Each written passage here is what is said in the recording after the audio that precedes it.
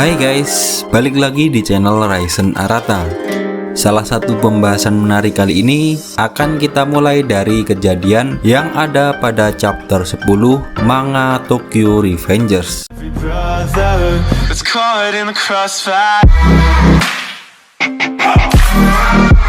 Oke, tanpa berlama-lama langsung saja kita masuk pembahasannya.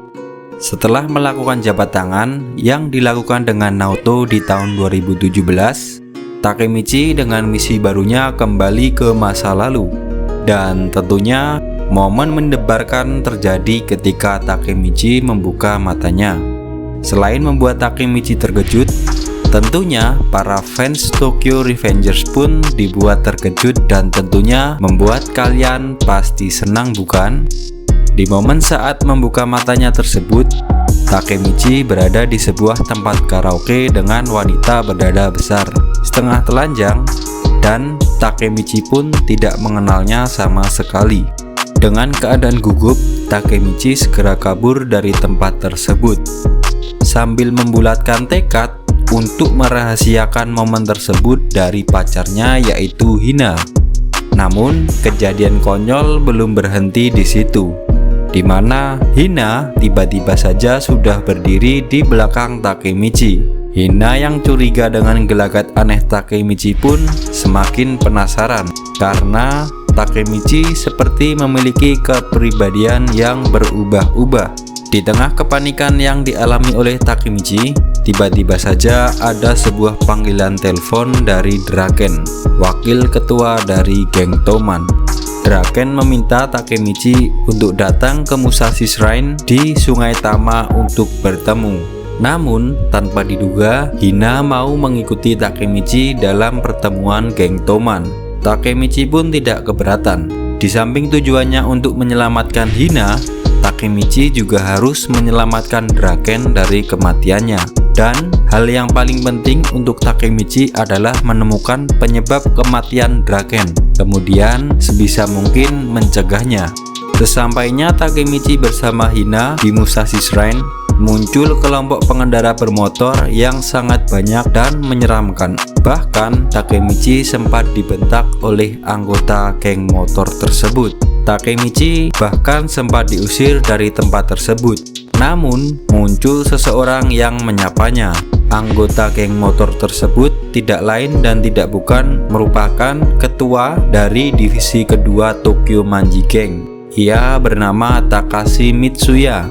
Selanjutnya, Mitsuya mengajak Takemichi dan juga Hina untuk menemui Maiki dan yang lainnya.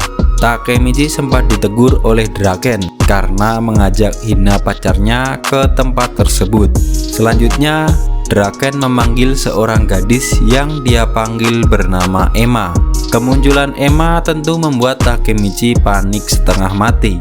Pasalnya, Emma pun menyapa Takemichi dengan sebutan pengecut kecil. Hal ini tentu membuat penasaran Hina dan juga Draken. Bagaimana Takemichi dan Emma dapat saling mengenal satu sama lain. Kemudian Emma menjelaskan bagaimana mereka saling mengenal berdasarkan kejadian sebelumnya kepada Hina. Dan tanpa ampun, Hina memberikan pelajaran kepada Takemichi. Sebenarnya apa yang dilakukan Emma adalah untuk menarik perhatian dari Draken. Menurut Emma, Draken hanya mempedulikan Maiki, motor, dan juga berkelahi saja. Tentu Emma hanya ingin membuat Draken cemburu ataupun marah sehingga mendapatkan perhatian dari Draken.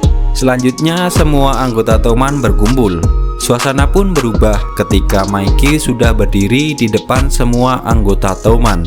Semua anggota Toman memberikan hormat kepada Maiki. Aura kepemimpinan seorang Sano Manjiro atau akrab disapa Maiki mungkin dapat membuat kalian atau fans akan selalu mengagumi sosok pemimpin geng yang satu ini.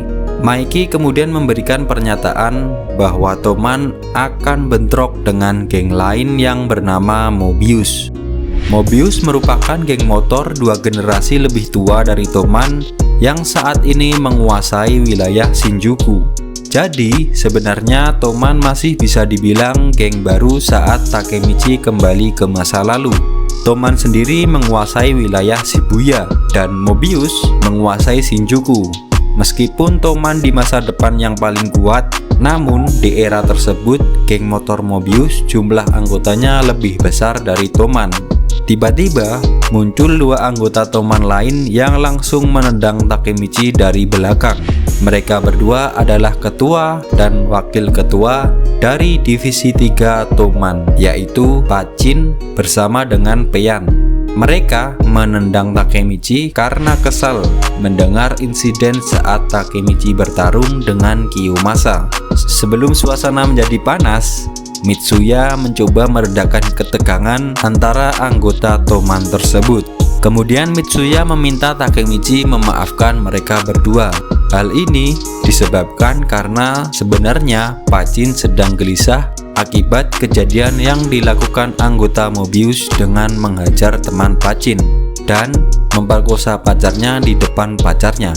Penjelasan dari Mitsuya membuat Takemichi memahami tentang apa yang melatar belakangi pertikaian antara Toman dan Mobius yang diawali tindakan keji sebagai pemicunya. Terima kasih sudah menonton video ini. Jangan lupa subscribe.